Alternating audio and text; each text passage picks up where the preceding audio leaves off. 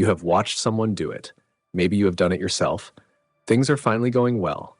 A relationship that feels right. A job that fits. A moment of genuine stability after a long stretch of chaos. And then, quietly or catastrophically, it begins to come apart. Not because of bad luck, not because the world intervened, because of something the person did. A fight picked for no reason. A door closed on something that was still open. A slow, almost deliberate retreat from exactly what they said they wanted. And the most unsettling part is this. They knew. Some part of them always knows. On some level, they can feel themselves doing it, watch themselves doing it, and still struggle to stop. This is not accident. This is not weakness. This is architecture. And architecture, unlike accident, usually has a reason beneath it. What self-sabotage actually is. The term self-sabotage gets used so casually now that it has lost much of its meaning. People use it for procrastination, for skipping the gym, for scrolling instead of finishing work. But at its core, self-sabotage is something much more specific and much deeper. It is the repeated disruption of outcomes that align with what a person says they want. The important word here is repeated. One bad decision is a mistake. One impulsive moment is human. But years of choices arriving at precisely the moments life starts improving, that is something else. That is a pattern. And patterns have structure. They are built for a reason. They stay in place for a reason. And until that reason is understood, no amount of determination or willpower can fully undo them. Psychologist Roy Baumeister, whose research became foundational in understanding self-defeating behavior, described several forms of self-destruction. The first involved pursuing something with strategies that quietly undermine it, wanting connection but using jealousy, wanting success but pushing away the people who could help. The second involved trade-offs, choosing immediate emotional relief over long-term well-being, walking away from something meaningful because the discomfort of staying felt too heavy. And then there was a third form, the most difficult one, the kind where the damage itself begins to look like the destination, not as a conscious goal, not as something the person wants, but as something buried so deeply it feels less like a decision and more like gravity. Psychologist and author Hendricks introduced a concept called the upper limit problem. The idea is surprisingly simple. Each of us carries an internal thermostat, a hidden set point for how much love, success, safety, or happiness we unconsciously believe we are allowed to experience. Not what we consciously want, not what we say we deserve, what the nervous system has quietly accepted as normal. And when life begins to rise beyond that set point, something strange can happen.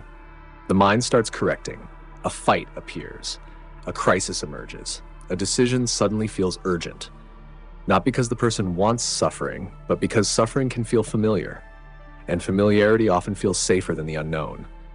The nervous system is simply returning itself to the emotional climate it knows. The difficult part is that these corrections rarely feel irrational from the inside. The fight feels justified. The distance feels protective. Leaving feels honest. The person is not aware they are running a program. They only experience the story created around it. And stories are powerful because the mind that creates them is also the mind believing them. Most people assume self-sabotage comes from fear of failure, but often it comes from somewhere deeper, fear of worthiness, fear of deserving. Research on self-compassion has repeatedly found something important. People do not only seek outcomes that make them happy, they seek outcomes that feel consistent with how they see themselves. So if someone carries a belief deep inside that says, I am not someone good things happen to, then a healthy relationship, a meaningful career, a peaceful life can feel strangely threatening because it contradicts the story. And the mind wants coherence even more than it wants happiness. When reality says you are worthy, but the story says you are not, the tension becomes difficult to hold. And so the mind moves reality back toward the story. Not because the person wants pain, but because pain feels familiar, and familiar can feel like home. Attachment theory gives us another piece of the picture. The emotional environments we grow up inside do more than shape our expectations. They shape our definition of what feels real. For someone who learned love through unpredictability, through closeness followed by distance, through warmth followed by withdrawal, calm can feel unsettling. Safety can feel suspicious. Love without chaos can feel incomplete, not because something is wrong, because it does not match the template. So when a relationship becomes too safe, too steady, too peaceful, the nervous system sometimes interprets it as the quiet before pain arrives.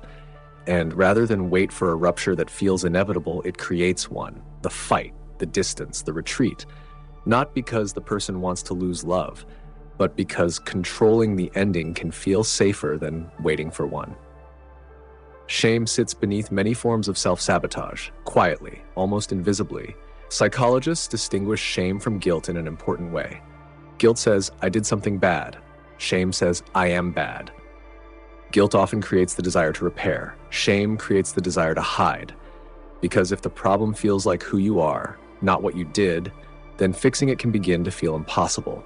And so a person reaches for good things and then hesitates, waits, feels certain they will eventually be exposed, certain the relationship will discover something, certain the job will discover something, certain life itself will eventually confirm what they have secretly believed all along. So they become the ending before the ending arrives. From the inside, this does not feel like destruction. It feels like realism. It feels like honesty. And that is what makes it so difficult to see. The answer is yes, but understanding alone rarely changes it. Awareness helps. Insight helps. But insight by itself is usually not enough, because these patterns do not live only in thoughts. They live in the nervous system. And the nervous system changes through experience, through repeated moments of staying, of tolerating goodness, of allowing something to go well without immediately reaching for the exit. Slowly over time, the thermostat begins to shift. The nervous system learns something new, that safety can stay, that calm does not always mean danger, that goodness does not always disappear, and eventually, little by little, staying begins to feel possible. The person who destroys good things is not weak, not stupid, not beyond reach. They are someone who learned very early that good things were not safe to keep, that stability could vanish, that love could disappear. And those lessons settled quietly into the architecture beneath their life. The tragedy is not the destruction itself. The tragedy is that the destruction often feels like wisdom, like self-knowledge, like finally seeing reality clearly.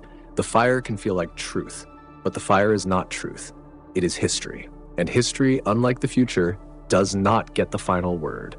The real question is not whether the pattern can change. It can. The question is whether you can learn to recognize the difference between a genuine threat and a very old story speaking in a familiar voice. Because that quiet distinction, small enough to miss, is often where everything begins to change. Stay curious,